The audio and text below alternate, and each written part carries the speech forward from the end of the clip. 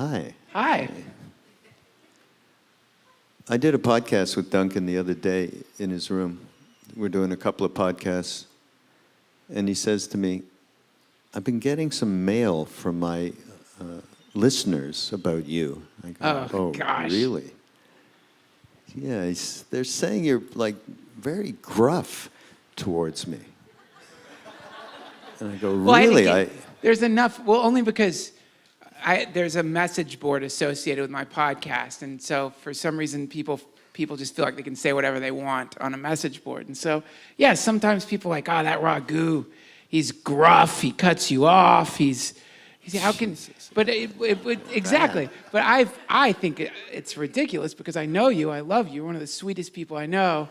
But yeah, I did want to just bring it up in the podcast because I thought that it would clear the air for people who had lodged that complaint.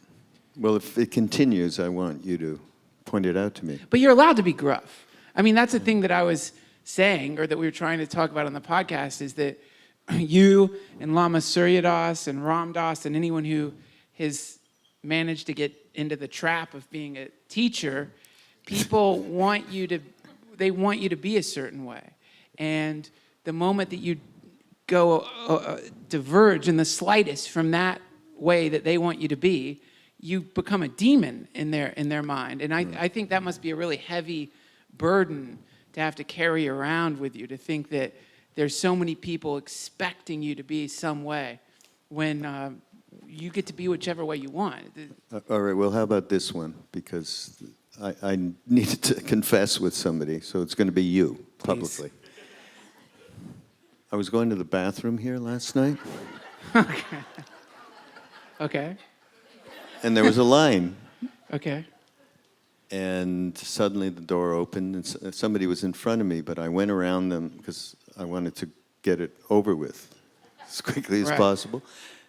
And I went in. It was in the women's bathroom. And I said to him, when I was already through the threshold of the doorway, right? Do you mind? What was he going to say? I was already in the bathroom. Right. He said, no, it's the women's bathroom, But so he got a hold of me later on, and he said, I just want to point this out to you. If you really meant to offer me the opportunity to go in front of you, you wouldn't have gone halfway in the bathroom. Right.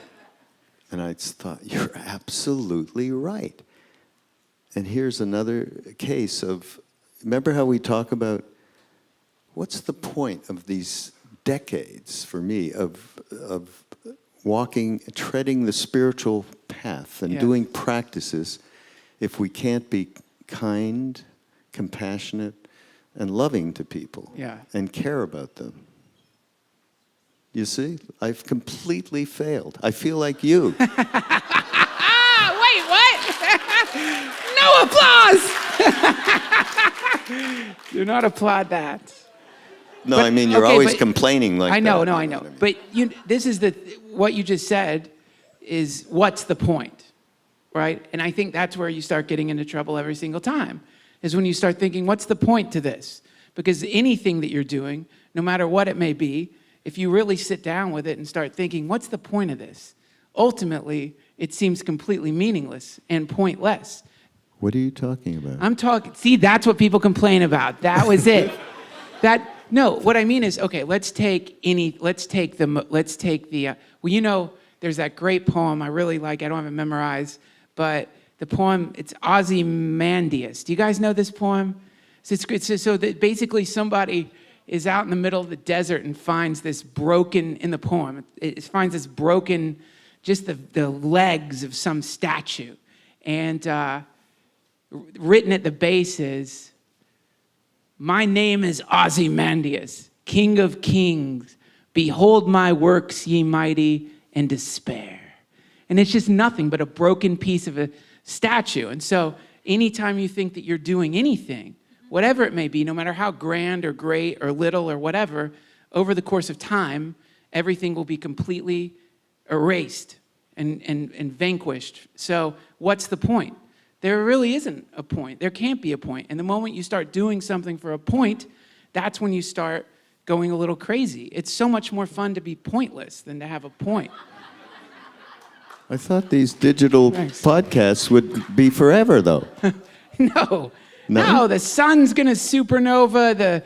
Right. Oh, There's you're asking the wrong person. Trump's gonna be president. We're done. 3 years. Forget it, Okay. gang. We're out of here. All right, but what I was meaning was your comment about spiritual teachers, quote unquote, needing to act a certain way. Yes. And if they don't, there's a big letdown, right? That's Right. what you were talking about? And I was saying, I feel like I let down That's the this greatest gentleman. gift. I think the greatest gift a spiritual teacher can give you is disappointing you. Okay, good. I feel better. Thank you. It's such a great thing because you're free of the, I actually heard this, I read, someone described putting someone on a pedestal as a form of aggression. It's a form of hostility. When you put someone up here, then you're forcing them to play this ridiculous game with you where you're bowing down to them and they're being a sacred thing, and that's a heavy duty game to play, and it's not really fair to do that to people. Now,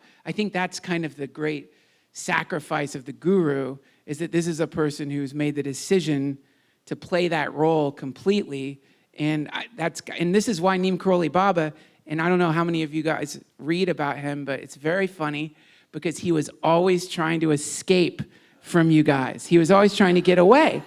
He would tell people, he would say, I've got to go use the bathroom and be gone for a month. Isn't that true? Yeah, totally true. So, Or he would lie to us. You go to Nainital, I'm going to meet you in Kenchi. And everybody, no, you always say that, you never. No, for sure, I'm going to be there over and over, for sure. He'd never show up. exactly. Everybody'd be crying. Yeah.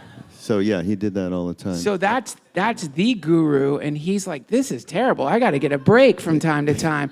So because it's a heavy. I think it's a heavy burden, and No, they're not. You don't There's think so? nobody doing anything, so there's no burden. This is our mental construct. Well, I think. He didn't make a decision to do anything. Well, I mean, I think the real trouble you get into is not just when you start ascribing a human being with some kind of supernatural anything. I think it's when you start ascribing these abilities to yourself. So when you start disappointing yourself because you're not meeting some ridiculous idea of how you're supposed to be. I was actually I had the best Bathroom conversation. protocol, you mean. Yeah, but someone was talking to me here, and she jokingly said that she feels like she's under a lot of pressure to be more spiritual when she gets back home from this thing. And that's a really funny thing, because I think a lot of people, you start, when you're around folks like Ram Dass and Neem Karoli Baba, and when I say Neem Karoli Baba, when you're around these people, you're around that being, you can start raising your expectations for yourself in a kind of insane way. And that's a form of crucifixion where you... Wouldn't go that far. I mean... Yeah. No, it is. It's a form of self-crucifixion. Because on one side, you have what you really are. And then on the other side, I mean, self-crucifixion is impossible because you need two hands. You can't hammer. Some nails. But theoretically, one hand is nailed to where you're at in the moment, and the other hand you nail to the way you think you should be, and then you go around all the time thinking, "Oh my God, I cut someone in line in the bathroom. What's wrong with me?" And that's it. And that's a funny game you end up stuck in. No, we talked about we were talking about gurus in one of the podcasts, Yes. the guru, and you talked about your relationship and your thoughts around the reality of a physical guru and the need of it or not of it, and Yes. maybe you can lay that out again. Well, I mean, I know this is going to sound blasphemous, but I like my guru is dead because because you don't have to. There's no thing, you're not going to get a phone call. There's not going to be a thing. You get to create this beautiful screen to project the ultimate version of whatever you think the ultimate version is onto, and it's wonderful. But when the guru becomes embodied, then now there's all kinds of problems that start happening, for better or for worse. So I really like the idea. I like what Ram Dass said. which is I already did this. I already went to India. I've done the thing. You're connected with this being now. And I think that's a beautiful version of it. Yeah. You But know? you were still talking about, let's talk about it doesn't matter if the being is alive or dead, but you are relating with that single entity as your guide on it in day-to-day life. That's right. I mean, I have a friend who prays to Batman. No joke, because he, well, no, follow it here, because this sounds crazy, but when I first heard him say that, I thought it was the most, ridiculous thing, and I thought he was being sarcastic, actually. But if everything is God, and I think that's something that we were taught here, if everything is one unified field, then all we've got is symbols, and so all of these symbols have got to be God. Every single one has got to be God. So whichever one you pick is fine as long as it elevates you and activates that part of yourself that makes you kinder to other people and makes you feel like you're at home.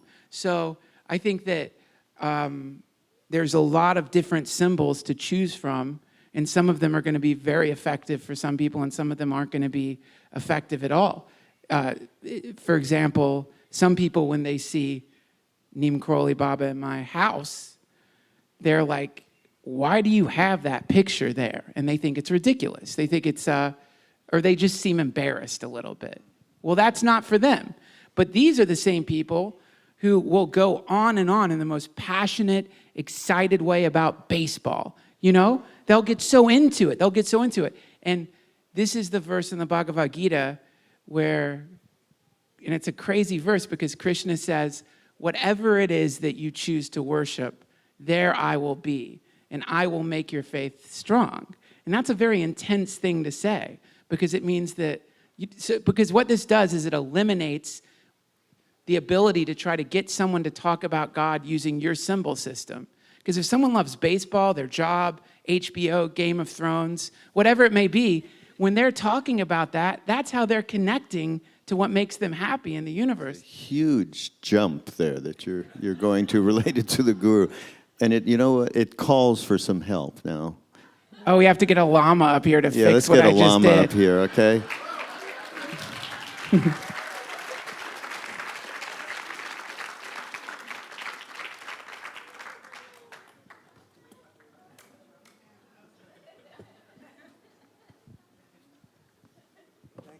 Thank you, Duncan. But I think you already nailed it with that crucifixion stuff. Yes.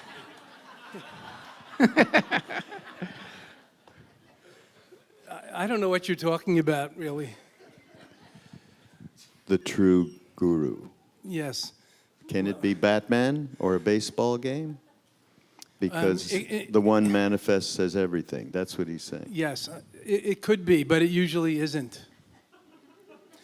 Because, things accumulate a certain value to us over time, like your own favorite blankie or baseball glove or, significant other. So it could be anybody, but somebody, your child is more special than any child.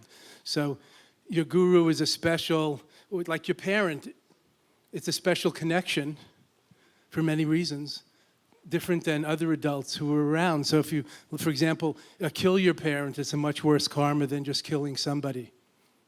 That's how it's Really? taught, yes. So they have a Because you hierarchy? owe them, because they've done so much for you. That's nuts, man.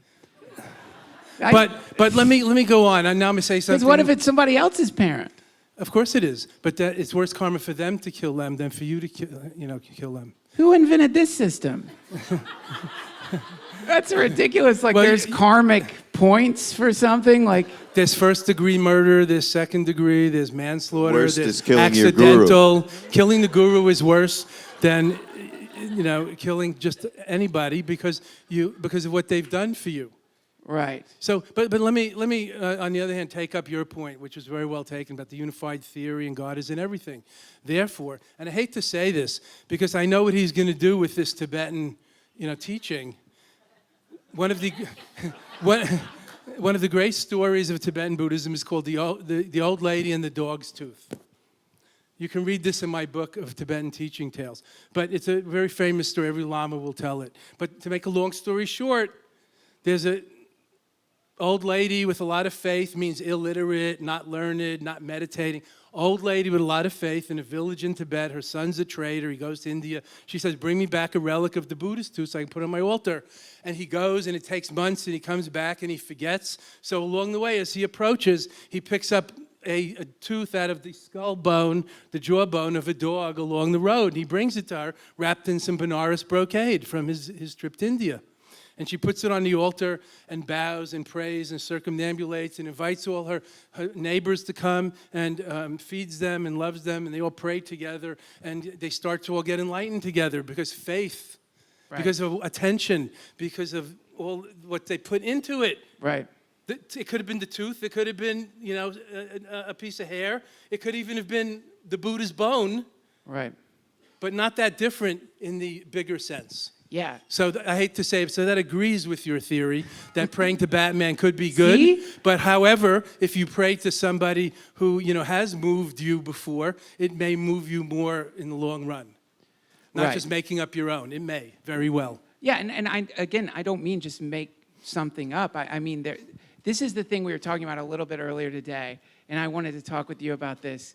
And forgive me because it sounds like I'm going to be an intellectual dork right now, but in the Brothers Karamazov by Dostoevsky. So you already quoted Yeats and Ozymandias. Oh, is that Yeats? Very impressive. Well, you're highly medicated. I'm very educated. I'm medicated. So, but there's a great essay in there, in Christianity. One of the things I found out in college was that the Gospels, the main core of what Christianity is, comes from this guy Paul, whose name was Saul, who never really met the embodied Jesus. He had a vision of Jesus. And so the story is, it's the road to Damascus. And for those of you who don't know what that is. St. Paul. St. Paul, Saul at the time, he's like taking part in the national pastime at the time, which was throwing rocks at Christians. He liked to stone them, and he was very brutal and cruel. So he was a really mean person, and he's walking down the road, and he has this vision where Jesus appears and says, Saul, Saul, why do you persecute me? And in that moment, Saul is awakened and goes blind and walks to Damascus where early Christians take him in. And he proceeds to write the epistles, which are the letters about how to run the early Christian church. But in this essay by Dostoevsky, the question he raises is, did Jesus at that moment send some energy into Saul to convert him? Was there a magic that happened? And you could say the same thing about Neem Karoli Baba. Was there a magic, an energy, a transmission, Dharma transmission, that comes into a person and they convert into some sanctified being? Or did that person use this vision as an excuse to just be a better person? And Dostoevsky says it's the latter. Because if it's the former, now we've got a problem, because really all we need is to run into a holy being. Our free will has been extinguished. Holy beings could just go around the planet touching everyone and converting them. So Dostoevsky's idea is you decide, you pick a moment, and you can pick whatever moment you want, whether it's contact with the divine being that was Neem Karoli Baba, or whether it's in Zen stories, a drop of water falling into a puddle, or whether it's coming to a retreat like this. You can just decide, this is the thing that is going to make me be a better person. And I prefer that. I think that there's a lot more to that, especially if the concept is that we're all emptiness. Because if we're all emptiness, then it really is a matter of just deciding how you're going to be. Is that true? Get at them with the all emptiness right now. You're adding a lot into the blender and going. That's what I do. which is great, and you represent all of our minds. Unfortunately, the modern Western educated mind. Dostoevsky isn't wrong, but he is setting free will aside from determinism. There's a confluence, or there's a parallel. So like my elbow, I can move it however I want, but only in one direction. So free will and determined. Things can only be a certain way for the moment. Okay. Like humans can't fly generally.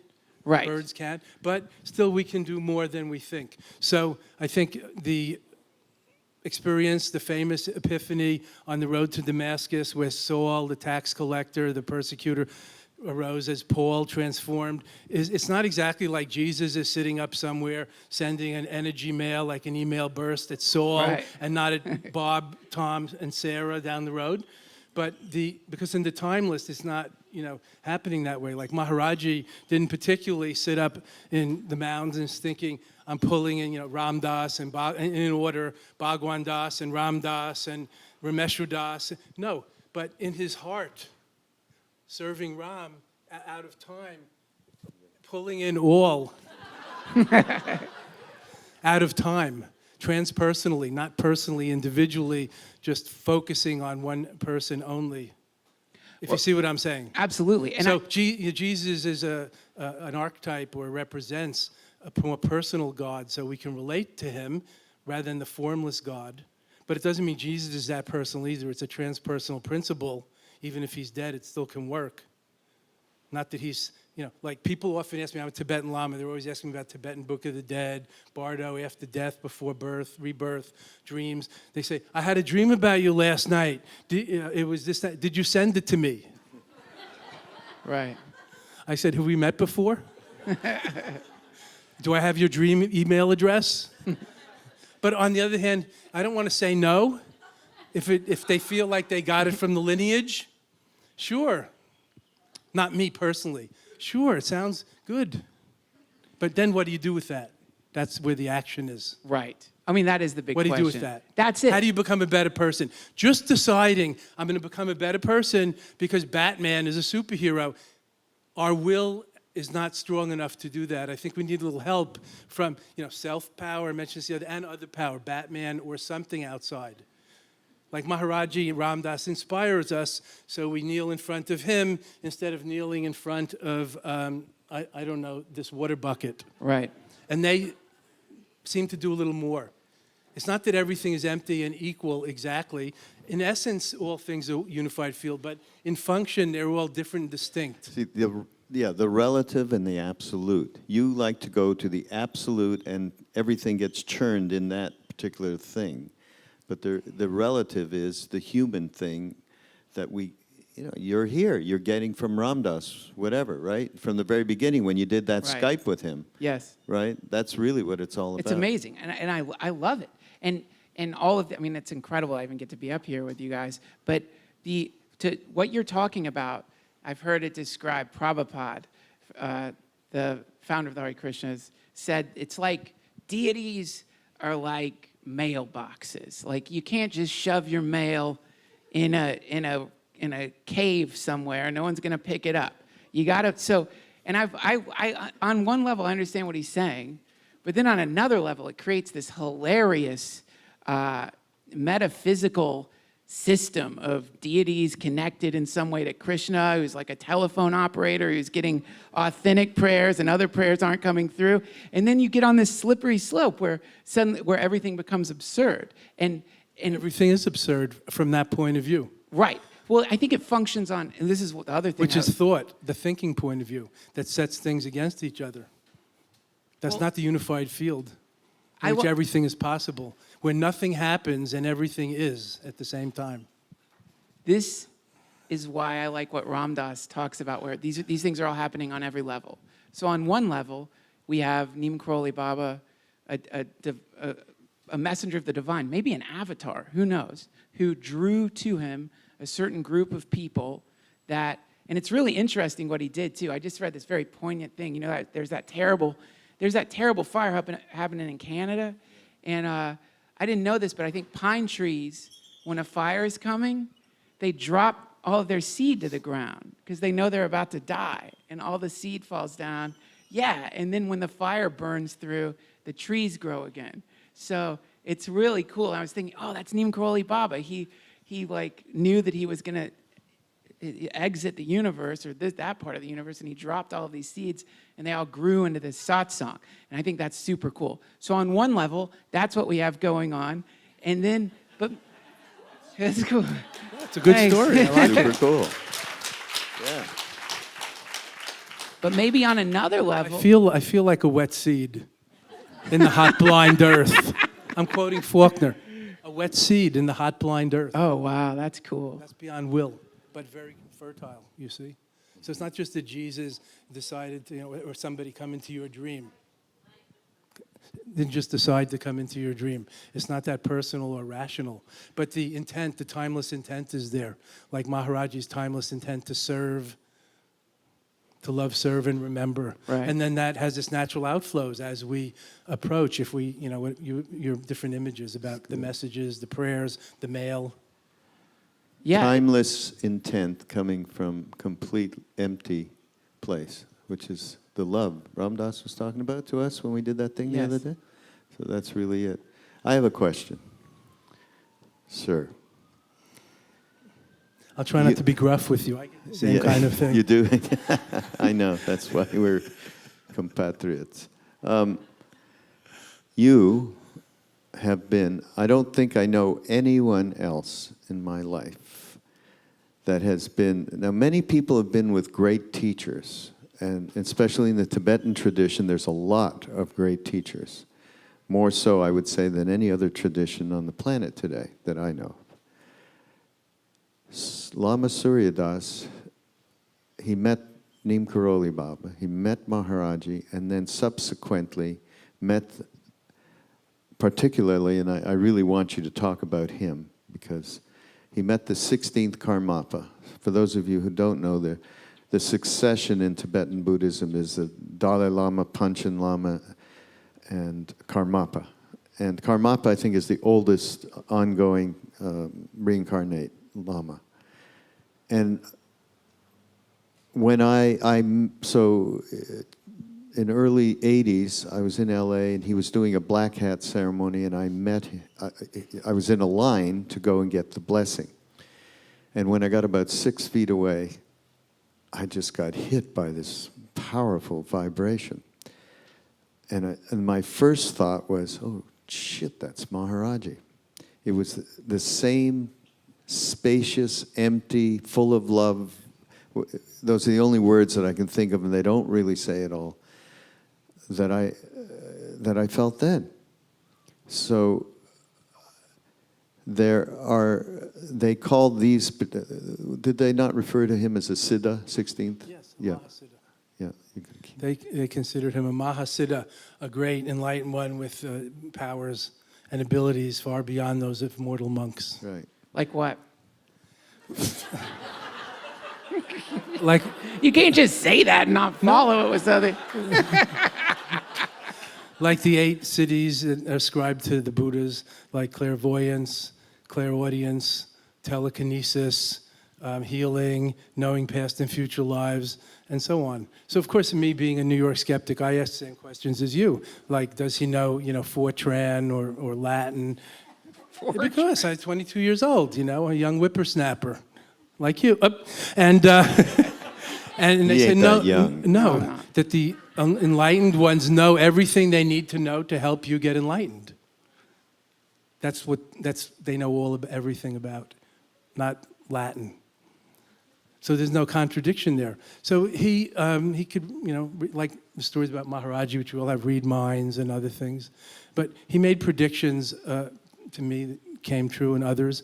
But his greatest power, I felt, was that he wasn't so much of an articulate text teacher as many lamas are. He was more of a meditation master, and his presence was the main meditation. He called it tugdam, or sort of like a Buddha mind presence.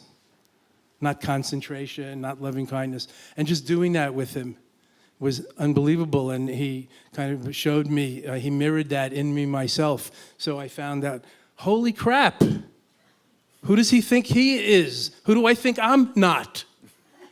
That was a city. Like, that he could get through your busy mind. That was a city with no words. You felt it from whatever he said, 6 feet away, waiting online to see him.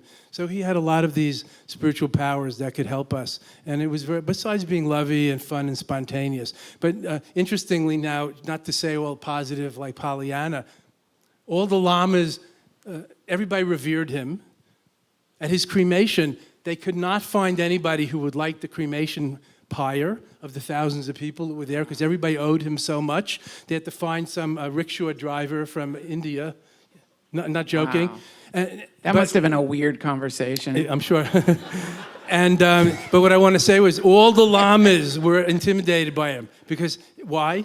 The lamas, I mean the great lamas, all the lamas I knew, because he saw through them, because he saw through them, as they all would say. He gave people black and blue marks, when they did stuff, and then there would be a group picture, and he'd be going, you see them in the picture like. And later they showed me the black and blue mark under the robe because he had seen through them. He knew their naughtiness. You got it, Mike. Yeah, it was wonderful. So it was the complete, catastrophe, but very light. Can you talk a little? Speaking of light, can you talk a little bit about, because you keep talking about this. A lot of what you say has variants of the word light in it, luminous. And I've also heard that Dzogchen, Yes. there's something in there where they say that some of these beings turn into rainbows. They don't even That's what die. they say. It's called the rainbow body of perfect enlightenment. Yes, well, it's called the luminous great perfection, or Dzogchen. It really relates to our uncorruptible luminous spirit or soul, as Ram Dass would call it, not the role and the personality and all the schmutz, all the caca on our windscreen. But the natural, the glass is still transparent no matter what, is on the windscreen. So we can practice purifying the windscreen, and if we're driving, we need to. But if you're not driving, just the point of view of, the glass is untouched by the caca on the windscreen. So that's like the luminous great perfection. So when we realize the timeless nirvana or the enlightened awareness, awakened awareness within, whatever you want to call it, the Buddha mind, heart within, then there is nowhere to go and nothing to get. So that is like the great transparency or the rainbow light body of perfect enlightenment, not after you die.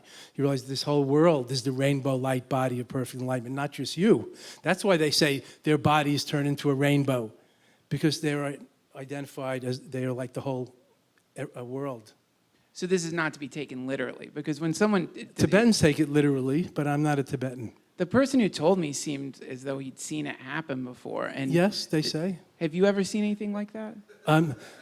I've seen rainbows. I never saw one of my lamas turn into a rainbow, but I have seen that their bodies shrink down to about this big as they sat in meditation for the weeks and months after they died. That's like, there are three kinds of rainbow body, and that's like one of them, because it mostly dissolves into light, and they only leave like bones and teeth and things. But Wow. these are special effects. We shouldn't get fascinated by it. I want to go back to that it's all within each of us, and that we can each be the Karmapa.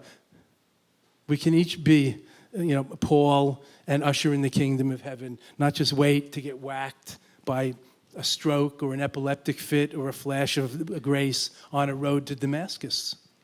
How? That's the question. That's why, my answer is practices, walking the path, doing something, so that, as Maharaji said, I heard he said, make the mind one-pointed and wait for grace. So that's a balance of the effort and the seeking and the surrender and the opening. Okay, well, let's just take that into the realm of that wonderful story that you told about meeting Maharaji, the big Maharaji. So, in terms of your practice, you have Maharaji, let's just say, at 16th, who is super, super important, Yeah, right, he was alongside one of my main Maharaji. gurus. Yes, Yeah. Kala Rinpoche in the 16th were my Tibetan gurus. Maharaji is my first guru. Yeah. How do you navigate the focal point of bringing that? Is that part of, this may be a little personal, but to bring that into the focal point, that doorway that takes you to the big 16th, big Maharaj. Right. Well, when I lived in India, and of course, we were young, we studied and went around, and Maharaj used to send us to serve all the saints. That's what he used to say, right? Sabek, all one, all. So And here they are. So Ram Dass and my other elders like you, Amir Bhai, showed me the way of non-contradiction. An elder, you're the same age. You're a few years younger. You were there first. Of non-contradiction. So here we have Hanuman, Buddha, Ganesh, and I don't know, Sarasvati. So to look into the formless essence at the heart of all of them. That's what I learned. So I have a puja table with all their pictures on it. But it doesn't matter. And sometimes one falls off and I don't notice for a while. But the puja table still works. Just because one is like falling behind, there's still a thicket of them. It's a veritable crowd scene. Yeah, there's no puja table repairman. There's nobody who comes over. Let me reconnect your puja table. I like the thicket. No, there is. Yeah, there is. It's the director of my foundation. Whenever we have a Dzogchen Center retreat week or two, he puts the 6 official gurus of the Dzogchen lineage on the altar. I never came up with that number, I assure you. So he's like the puja table repairman. Right. And he has the same frame on each of the pictures. He did this for me and for our Sangha to follow. But this is not my way of thinking. I'm more from India, Maharaji style. You have a picture of Maharaji. It's got a little burn on it from the incense stick that fell on it 10 years ago. And you have a little picture of Buddha because you lost the big one in the train. And you have another picture of Ramana Maharshi because he's standing there in the middle of his lecture. The great Ramakrishna. Because he went into samadhi standing there like kind of Ram Dass does. You familiar? Ramakrishna? How long did he stay like that? It was like a day. No, hours. Yeah, hours. True. So whatever I have that reminds me, that's what I do. So not worshiping the person. We say in the Buddhism, this is the saying, not worshiping or venerating exactly the teacher, but the teaching. Not the letter of the law, but the spirit of the Dharma. But that doesn't mean the teacher person can't help you, because just reading in a book isn't enough. The teacher person can make it personal, like how you tie your shoes. You need to get from a person, not a book. So they give you pith instructions, personal advice. That's where the teacher comes in, but still, it's not particularly person worship. It's archetype worship, like Jesus, the Christos, the light, not the dead person who lives forever, like in a male body. No. Do you find that there's a split that happens there? Do you think you kind of split off there? Because it seems like a big part of, what do you call it, Guru Kriya? Kripa. Guru Kripa yeah. is the worship of the person. And that's it. The teaching is almost secondary to the being itself. And it seems like in Buddhism, there's a split that happens between Guru Kripa and what do you call it? Kripa? Not Kripa. Guru Kripa. Guru Guru Kripa. Kripa. Terrible name for a guru. Some gurus are creepy. Yeah. They're out there. Wait a minute now. Okay, in the Tibetan Book of the Dead, when the advice to the being when they go through into the bardos is to bring either Buddha or the guru into your third eye and merge with that So that's light. a good example. It It doesn't have to be the guru. It could be the Buddha, the archetype that inspires you. But it doesn't have to be the Buddha. It could be the guru, because the guru is the personal representative of the enlightenment. Yeah. Yeah. So it's really not a contradiction. Like form and emptiness arise together, not separate. And I thought in the Tibetan Book of the Dead, it was all of these things are considered projections anyway. They are. So even the Buddha is considered a projection. Absolutely. The guru is That's why I use the word archetype. Right. So see, you two, different ways. No, it's you that's the problem. Yeah, we are one. I don't know about you. Whoa. No, but let's ask Raghu. Raghu, what about Guru Kripa? Is that guru person worship, or is that the guru as a portal to God? Well, certainly as the portal, but it is true that we would use a picture of Maharaji, Hanuman, and who knows? I don't know what anybody does. I do Buddhist meditation myself. That it's getting to the point, once as Maharaji says, get your mind to one point, and then when that happens, especially through, in my case, Vipassana practice, I've been doing it since the day in days. India, right?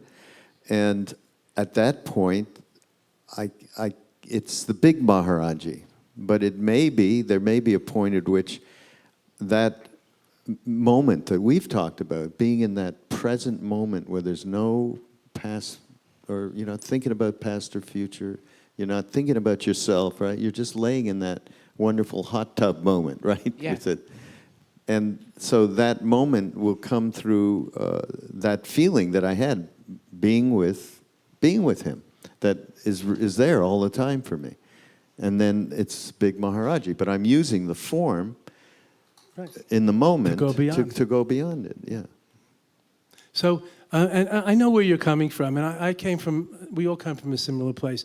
You know, when I went to India, I just graduated from college, and there were all these people bowing and scraping, and there's a lot of bowing going down over in that side of the world, as I'm sure you know. But I was not going to bow down to anyone. So I was with lamas, I was with swamis, I was with gurus and saints. I wasn't going to bow down. But then after a while, it became like, what the hell? It's no big deal. I mean, I tried that too. I tried every other thing, drug and every other kind of thing in the 60s. And it was good. I'm not saying it's the answer. So it was a little bit of an ego trip and just an idea. So now, even when I was coming up here, I knew you were going to call me up, and you were saying about how it's tricky to be, you know, put on a pedestal, and you're sitting up here on the pedestal, talking down here to the flock. And so I was going to sit on the edge and not get up. And then I thought, first I'm going to come in, I'm going to bow 3 times, and then I'm going to get up. Because what the hell? Yeah. It's good exercise. It is good exercise. It's good exercise. I used to have, I think a lot of us got the whole bowing phobia. We got it conditioned because it was in Superman 2. I don't know if you remember that. I love your classical background. Yeah. I thought you were going to say it's in the Old Testament not to bow down to graven idols. No, when I was at Yale, we studied Superman 2. And no, this stuff gets into you as a kid. And I still remember Superman. These like other aliens wanted him to bow. And Superman was like, I will never bow. Yeah. And he didn't. And so I think that, and also people get in their heads about this stuff. Especially, I was having a conversation with someone today who was raised a Catholic. And he was saying, you know, it's still in his head. Don't worship idols. That's how you really piss off God. So that's how you get him. So yeah, it's in a lot. And it's in the zeitgeist. It's in our minds. It's in the zeitgeist, and then you feel vulnerable, and then you feel embarrassed, and then there's terrible. So all of that happened to me. This is a good example of where something takes over that you have no choice. Because I went to India, and I met Ram Dass at Swami Muktananda's, and he told me, okay, I found Maharaji, and he told me where to go. And then I said, you know, I came here yesterday, and they sent me into Swami Muktananda's, and you know, everybody's bowing down. I had no feeling whatsoever to bow down. I was like, why? What is going on here, Ram Dass, with this bowing down stuff? He said, well, it's just honoring the light inside you, honoring the light in that person, and basically, if you have a problem with it, it's good to, you know, contemplate. Yeah, get over it. Next day, I went back. Same thing happened. I could not. It was just like, what? It's just terrible. Just exactly what the phobia is. I had it going to India. I went up to Kenchi, and that next morning, and I was sitting outside Tuckett and Kenchi. He's right there that he's sitting on. And then he walked out. I had no idea of anything. I was very apprehensive. He walked out the doors. It seemed like the giant. Banged the doors open. I just threw myself with the feet. There was no thinking. I couldn't control myself. My whatever's inside soul, anything you want to call it, was way ahead of my mind, and that's really what it's all about. Cool. That's beautiful.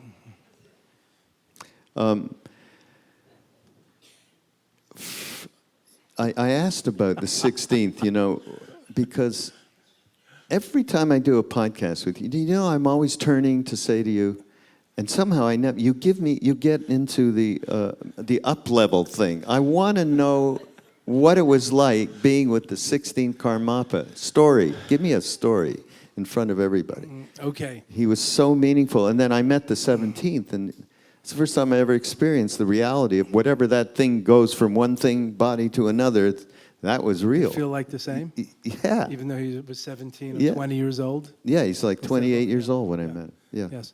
Well, that's hard to understand, but I feel it too. I don't know what kind of story to tell. Personal. Personal, okay. So I used to live in Darjeeling at my teacher, Kala Rinpoche's monastery, and go visit the Karmapa in Sikkim, which is further up near Bhutan, and stay at his monastery for a few weeks or months at a time and teach one of the lamas some English and, study and practice there. And so we had access to the Karmapa and used to go to his room and things like that the general public didn't.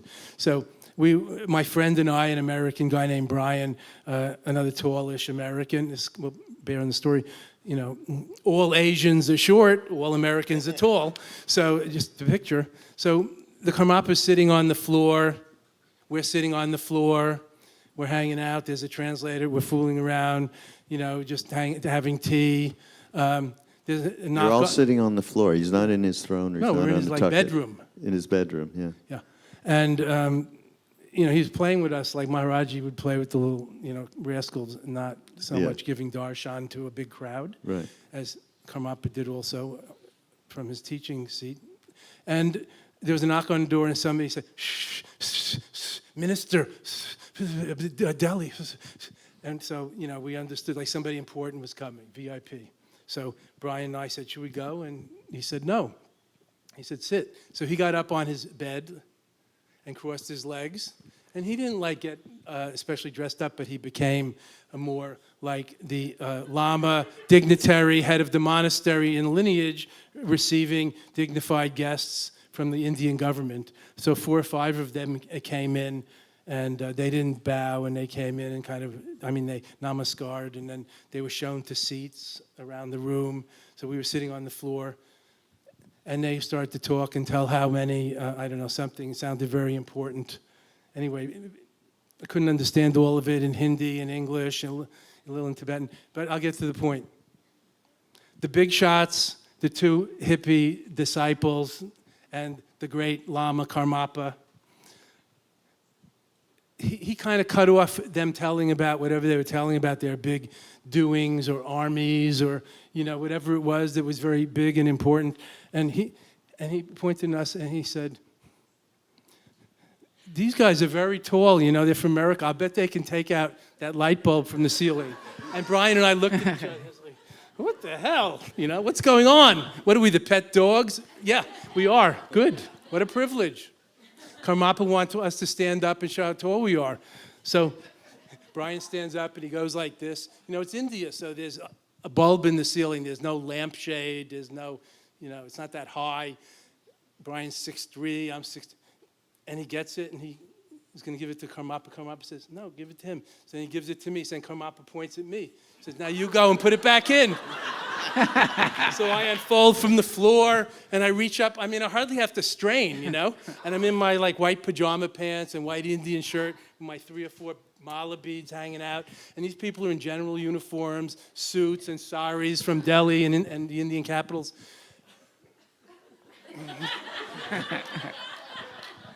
And sit down next to Brian, and Karmapa points to them, and he says, "See, America." Cool. Powerful, fantastic, just as good as your big story about important things. That was a great moment. It was very fun. Yeah. I thought about it for years. I never came up with any other conclusions than what I just told you. Right. What was the meaning of it all? Because he was a playful. Really, yeah. And there was no reason for him to get involved with what they were telling about. He was a refugee Lama. He didn't need to be impressed by how many armies or senates or elections they had going. Yeah. Wonderful. So he kind of cut through that. So I don't know if that's not the greatest wisdom story, but that's kind of the game's masters play. No, that is the greatest wisdom story. Like Maharaji. Yeah. When I'm like a meditation addict. So we'd be with Maharaji, and there'd be singing, and there'd be fooling around, mostly kirtan and feeding and loving. And so a few of us would always be trying to meditate, find a quiet corner in the ashram, go down by a stream. So I'm sitting there meditating, trying to meditate. Again, have I mentioned yet the white clothes, the white pajama clothes, and all of a sudden, what happens? You could probably tell. A peach lands in my lap. Maharaji threw a peach, to me, kind of at me. Prasad, blessings, food. Also, wake up. Where are you going? I don't want to say I'm here, but that's what he meant. Darshan is here. Where are you trying to go in your meditation? Yeah, that's cool. I've heard that, the story that people would try to meditate around him as a form of avoiding the power that was just being in his presence. It was easier to... that's not true. No. Well, I wasn't trying to avoid anything. I was trying to get enlightened. No. But other people, they were trying to avoid, I'm sure. But Maharaji would always cut he through wouldn't that and bring allow us back. people. He would not allow us to meditate. He didn't teach particularly. meditation that way. Well, he didn't teach it, but if you were meditating, he'd throw something at you. There's something he'd bring you like back. that. He'd say, Or you'd eat so much food. He'd fed so much food to us that you'd have to go to sleep. In fact, he would send us to go to sleep. We all used to go to sleep together in a big room. In the back of the ashram. In the back of the ashram. Like we take a nap, like the kindergartners. Yeah, every day. After lunch, then reconvene for the afternoon darshan with him, right? Yeah, exactly. We were like puppies strewn around the floor. Yeah, it's ridiculous. With all of our PhDs, right? Yeah. Puppies. Yeah. Unbelievable. And our shoulder that's what bags with happened. Dharma books. Yeah. Puppies. No reading. Do you have a question that might help your spiritual practice? Ask the Lama, perhaps? It might advance your... This is a chance to ask you a real question. You've been trying to avoid and hide from so many lifetimes. Whatever you're afraid to say, and you I'm haven't not afraid. said it, No. say it now. Come on, this is the Ram Dass. Godcast. This is the Godcast. This is your moment. I'll tell you the thing. In the sun. Here's the thing that I can't get past, and it's something that you talked about for a second. You were talking about Nietzsche, and you were talking about how he got lost in the emptiness, and I don't know what happened, but somewhere along the way, I think I was just reading too much existentialism or something, and I got caught on this idea that existence precedes essence. So the idea is that we are fundamentally empty, that there's nothing here, and that a human being is always putting on a show. So no matter what you're doing, you're always putting on a show. And the I guess to put it into Eastern terms, the idea is we have the watcher, the big eye, that's always watching this being, like what Ram Dass said yesterday, this flower. And so it puts you in this terrible predicament, which is that you're always doing a show for this being that's watching you. But anything that you do, it's not really coming from any kind of authentic place, because there is no authentic place. You're putting on a costume. You put on the costume of a lama. You put on the costume of somebody running this beautiful foundation. I put on the costume of a podcaster or whatever. But anything that you're putting out is not really what you are, because what you are is absolutely nothing. And I can't get around that. That seems No, but you're interpolating. You're going to well, just got to say absolutes, nothing, everything. I'm so happy you're here. Yeah, thank you. It's hard to talk to, it's hard to talk to This him. is impossible I don't to know how even you decipher. I don't know how you guys are such good friends. You must be not so gruff as everyone says. Is that really impossible for you to decipher that? You don't know what I'm saying? No. He's Because you're Do you guys don't understand what I was saying? empty. You're saying emptiness is like the French emptiness, Camus, that kind of empty. You're talking about existentialism. I'm not talking about nihilism. I'm yeah, talking nihilism. Nihilism. You're a nihilist. Emptiness is not empty. Like space is not empty. Space is rich. Okay, wait. So the nihilism thing, I could just as much accuse you of being a nihilist if the concept is, well, no, if the idea is that it's all projection. But I didn't say that. Well, you were saying that when in the Tibetan Book of the Dead, the idea is the guru is a projection, the Buddha is a projection. And so in that case, if everything is a projection, then ultimately there's just nothingness again. Let's go back to your original statement that you're holding to, and you told me to before. I don't know where you read it. You said Nietzsche said, existence precedes emptiness. What? Existence precedes essence. Essence, right. So existence means there is being, and then, but it precedes being a separate being. So it's like Ram Dass said, he nailed it yesterday, soul and the role.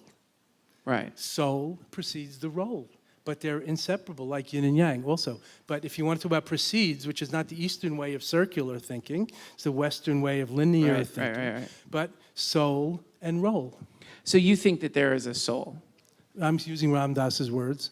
I'm just saying See? there is some. Dodging There it. is not nothing. We don't say Buddhism doesn't say that there's nothing.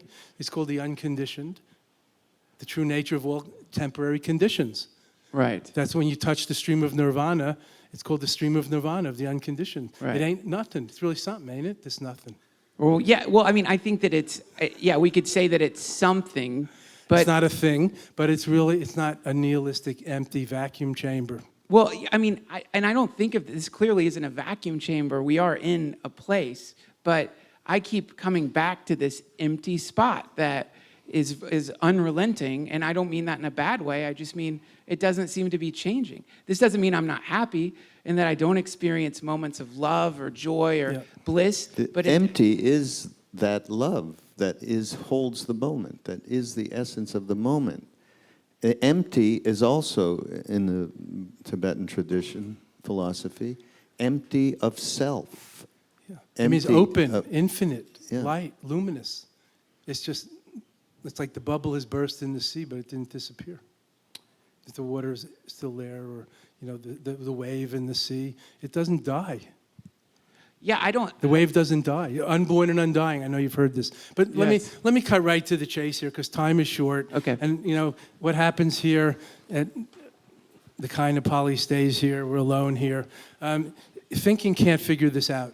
The mind, the bifurcating, the two-making intellect, it can't figure this out about form and emptiness, about good and bad, about God and this world. Those are the polarities. But we could learn by doing, like penetrate with intuition, with realization, with awareness, not just thinking. So you could be aware of having no thoughts in your head. Then what is aware? Who is not thinking in that moment? I've had that experience. I'm sure you have too. It's not that mystical. People in a coma are not thinking. They don't have will, but they hear. Who is hearing in the coma when they have no memory of who they are? They don't have will. Some people come back from coma and they say, you said so-and-so. You said, should we let him die? And the other one said, no, don't pull out the plug. So if we find that, if we look into the nature of identity and who we are, we go a little bit beyond the is and the is not. The fixed, permanent self, or just the big nothing. And so, I think we can only think about these things so much before we really try to work on exhausting thinking in some other way, like by doing some practice, experiential, verging on mystical, to make a hyper leap to another state of consciousness, like Ram Dass says, different simultaneous states of consciousness. You can't get there through incremental climbing. A little progressive attitude change doesn't do it. Work. You have to work much harder. You have to meditate, sit, or something. Do you guys Learn by doing. But this is No, you don't have to meditate, but experiential, I think, to penetrate, to make the leap. Yeah. Thank you. The leap, whatever that means. Not just, it is all within, it is, but it is all deeper. Look deeper, not just within, deeper. Not just thinking. That's the problem with Western existentialism, just to be general. Nietzsche and Camus, they end up with no exit, Sartre, and it's kind of depressing, almost nihilistic, brilliant as a lot of it is. But I think, that's where I disagree with you, because I think it's so beautiful to, I've been reading this, Dogen is his name, and Yes. he wrote this Zen master. giant book called, Right. what's it called? Something of the Dharma Eye, the secret Yeah. the treasury of the Dharma Eye, or Right. something beautiful. But, he describes, there's people asking him questions, and many of the questions have to do with this lasting thing. Isn't there some lasting thing? Yes. Here's this philosophy. The Dharmakaya mind, the Right. deathless But Dogen, at least the consciousness. essays I read, is like, nope, no, there is no lasting anything. And that if you think there's a lasting anything, then Right. you're Because it's not a thing. That's why it's called deathless nirvana, not a lasting thing, not eternal God or immutable soul. Well, but this may be nomenclature, Sure, I until don't we mean to get to some experience it. semantic thing. I find, there's this beautiful, it was Carl Sagan. His wife wrote this beautiful thing about how incomprehensibly wonderful it was to think that the entire universe formed in this way, that in this one little lifetime she got to hang out with somebody that she loved. And she knows that there's nothing after this, it's all gone, but in this moment there was this incredible thing. Right. I find that to be the most beautiful way to look at things, because when I think from that POV, that all of this is just some fleeting, transient, temporary waveform emerging from the great nothingness, and we've been given this very limited amount of time to express love before our form completely transforms into a disparate blast of molecules melting into time. That blows my mind. I love it. I think it's very beautiful. Quite and a I don't, description of... To me, this is not depressing as much as it is something that rings a bell to wake up now. Yes. And that's what... Absolutely, to wake up now. Since you mentioned Dogen, the Zen master. Dogen. The great haiku poet, he sang, life is like bubbles, and yet. That's the haiku. Oh, that's And great. yet. I love that. That's great, man. That's the perfect. moment. And No. yet. That's perfect. Yeah, and yet. And yet. Yeah. Here we, holy crap. Thank you, Maharaji. Yeah. Loose translation. Yeah. Okay. That's a good note to end on, I think. No? No? No?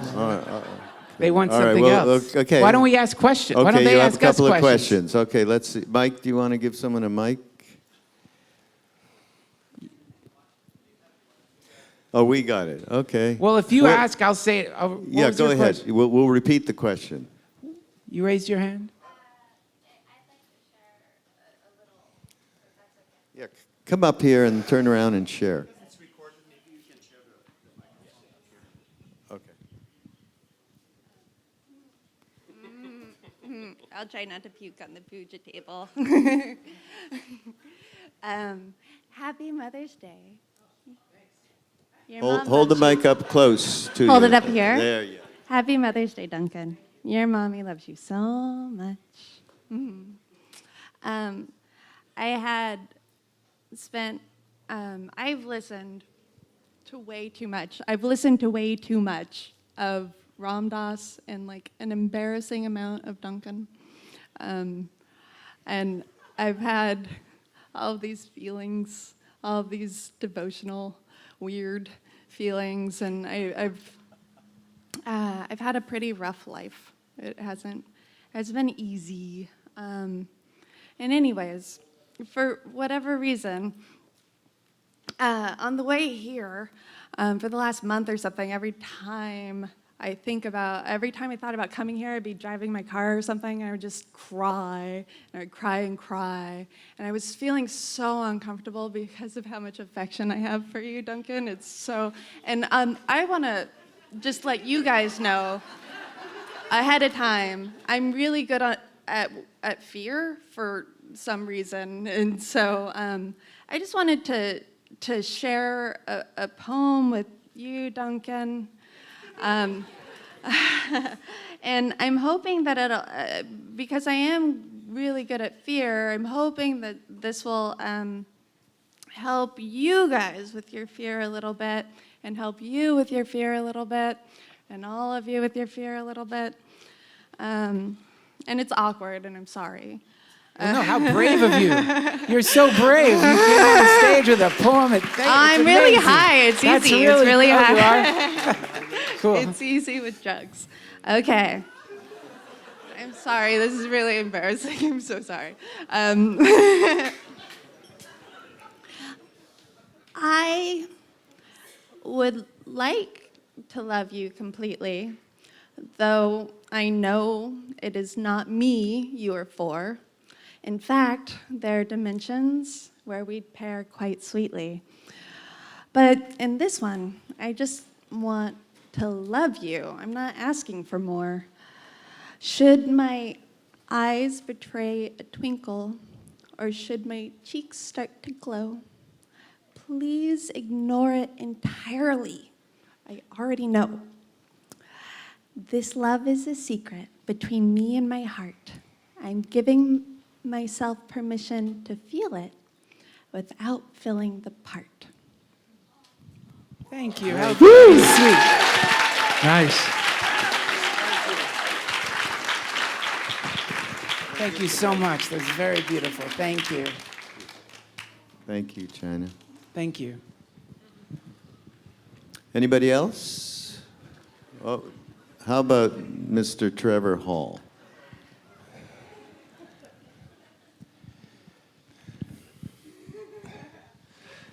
I had a question about, right when I walked in, you guys were touching on it a little bit, but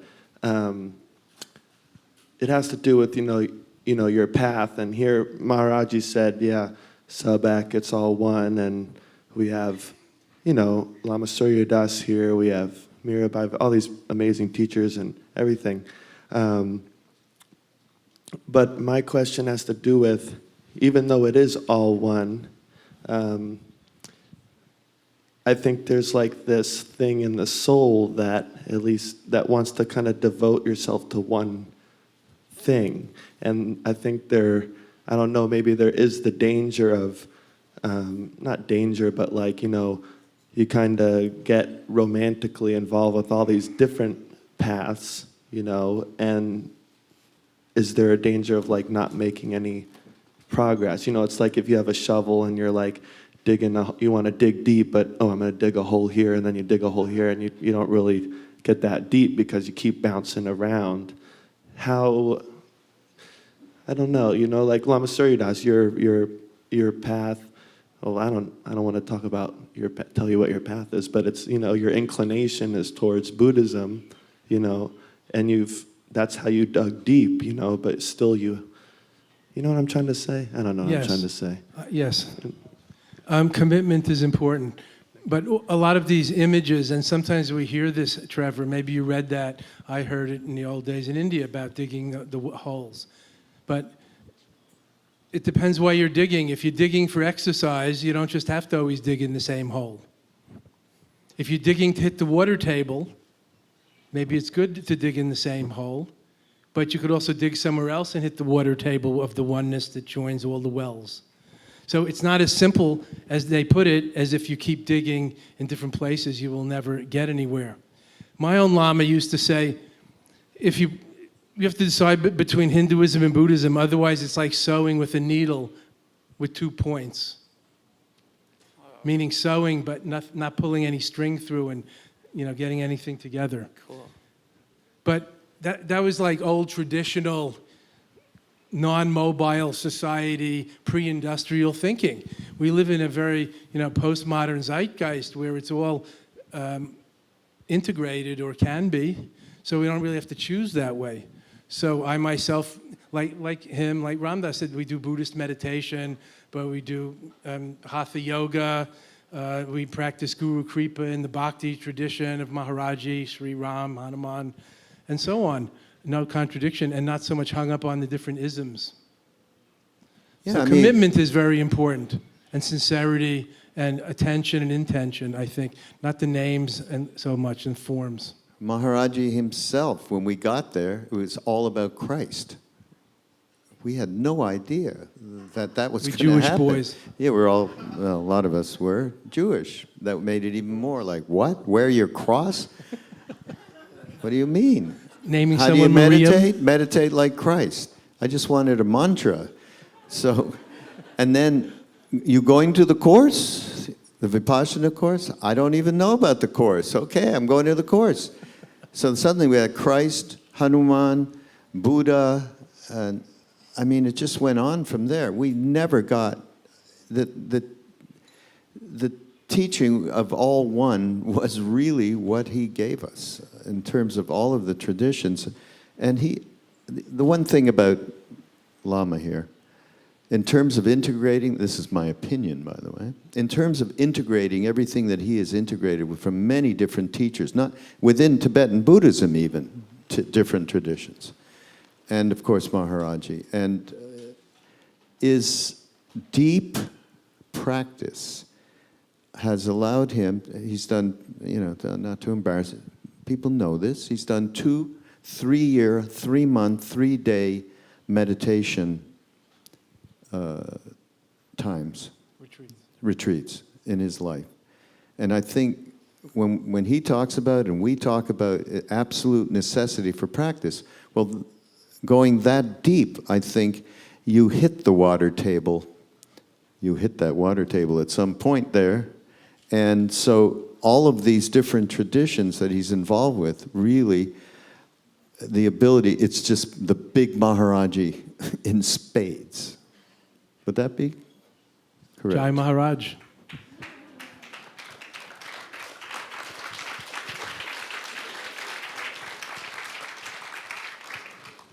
All right, one more, because Ramesh, Is Ramesh allowed to ask questions? Isn't he on staff? not, but then there's a young lady next to him. Yeah, Mike is saying something.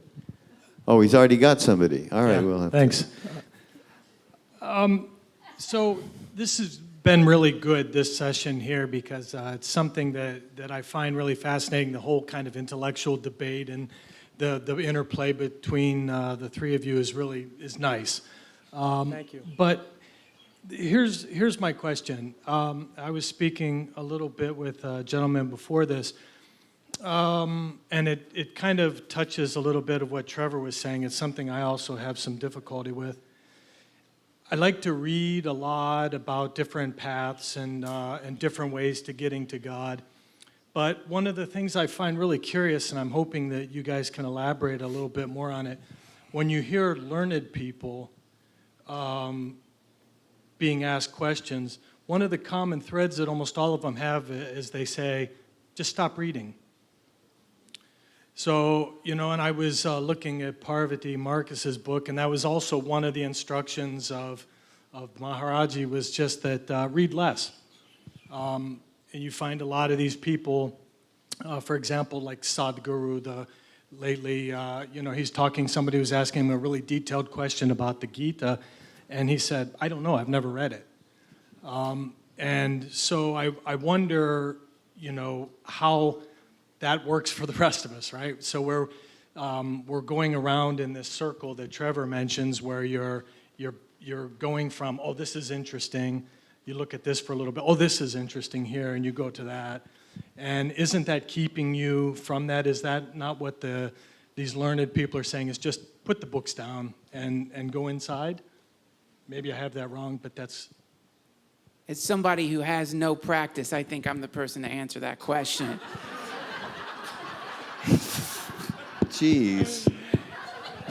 There's a verse in the Bhagavad Gita that I love, and maybe I use it as an excuse, but the verse is, he who is attached to the flowery words of the scriptures is like a person who drinks water from a well when it flows everywhere. And I think that this is the problem with all paths and all the intellectualizing and all the various things, is that you can use it. And this is why I was with Maharaji. I've heard you guys talk about with Neem Karoli Baba how it was so intense to be around him that sometimes he would start talking about the news. And I know when you were meditating and he threw that at you, you were intentionally trying to meditate to gain realization. But I still feel like what he's saying in that is like, no, yes, this is it. Yeah. And so I think that that's what ends up happening, is people construct all of these fantastic barriers between them and the present moment. So every single one of these systems is so beautiful and vast, and some are simple, some are complicated, but and all of them, I think, must work. But I think they can also be a game of make-believe you're playing with yourself to escape from the overwhelming, inescapable sense that we are eternally surrounded by some kind of divine, never-ending emptiness / consciousness, and that's a little too much to take. So it's fun to give yourself the illusion of practice, because it makes you feel, it creates an imaginary barrier between you and the void. No, Jesus. God, Why not? Why God not? help me. He Can can't. you, can no, you wait. just say some, just He can't. some He can't Vajra get people to come to retreats if there's no practice involved. That's why you don't. You don't like it. That's what he doesn't like. He has a vested interest. Oh my God. Not every teacher or tradition equally emphasizes learning or not learning. Sri Aurobindo, and we heard about the mother from Raghu, and wrote, I don't know, 100 books. And not everybody says stop studying. So may I remind you about the middle way, not all or nothing. And there's a Tibetan saying about this, because Tibetan Buddhism is a ancient practice lineage, but also a culture of learning and commentary and inner sciences and expertise. Learning without experiential practice is like trying to climb a mountain without legs. It can be done. I'm not done. I'm not done. Thank you. I'm sure it can be done. Learning without experiential practice is like trying to climb a mountain without legs.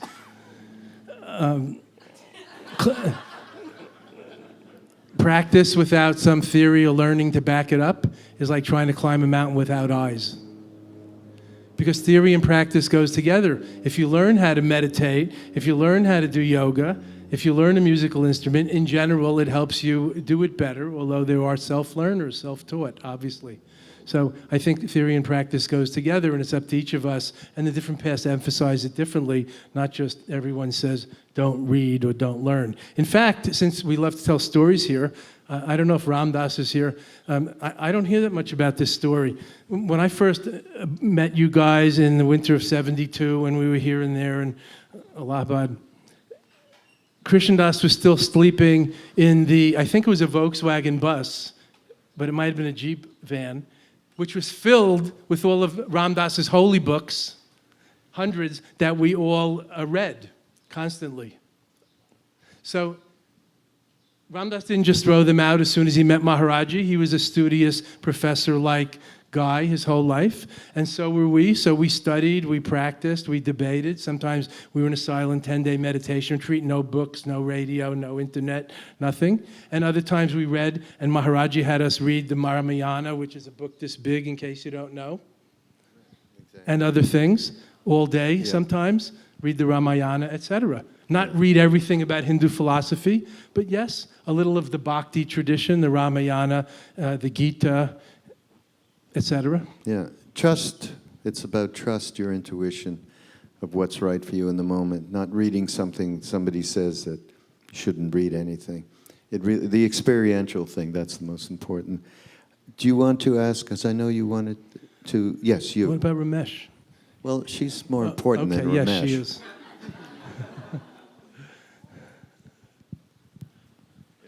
No, back there. Yeah, there. This is just maybe it's a little lighter, but I was wondering. Hope so.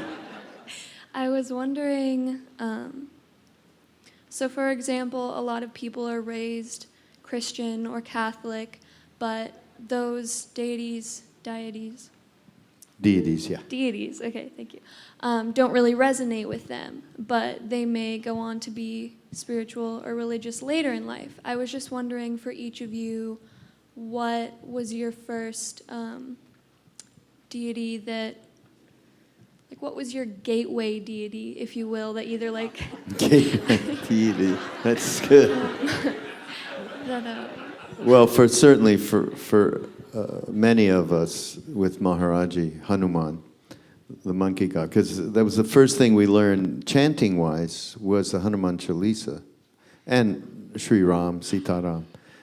But Maharaji, for me, he had statues of Hanuman both in Kenchi and Vrindavan, where we used to hang out with him. And the one in Vrindavan was just extraordinarily beautiful, and it came alive for us. And there's one great story that Ramesh will remember as well.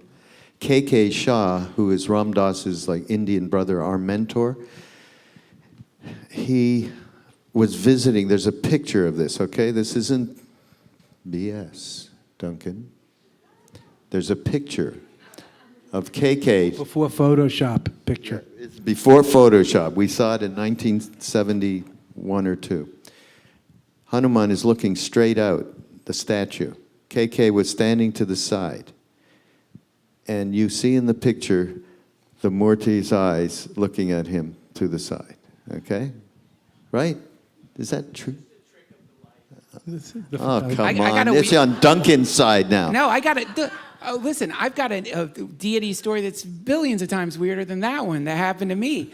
My experience with it was because I was at the Hare Krishna Temple in Laguna Beach, California. And is Trevor, what are those deities they have there? Panchatattva. So this was Janmashtami, which is the appearance. Krishna's birthday. And up until that point, I'd never experienced anything like what they talk about. I'd had very little experiences I'd never really had a religious experience. And so I was sitting in this temple and they're pouring milk and honey on this Krishna deity, and they're waving peacock feathers and incense in the air, and flowers are everywhere. And I'm looking at these deities, and suddenly they change, and they're not statues anymore. It looks like something is protruding out of another dimension, like you're looking at a thing that for whatever reason has decided to wear this costume of deities because it likes to take this form for some reason.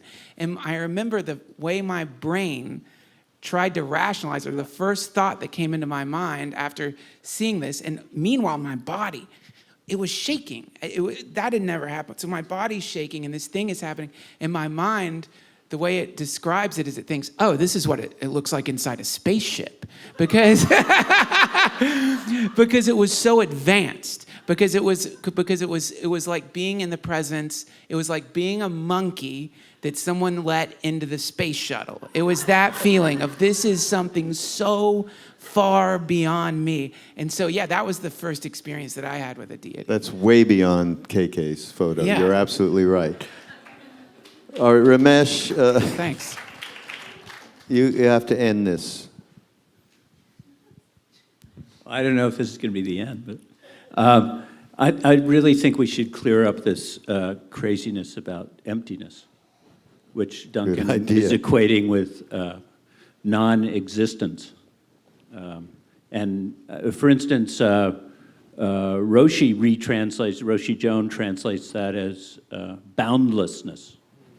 And what Surya is saying about emptiness not being empty, but it's a kind of fullness, I think is a much more useful approach. And the Dogen use of that is, as you well know within Zen, is to stop your mind.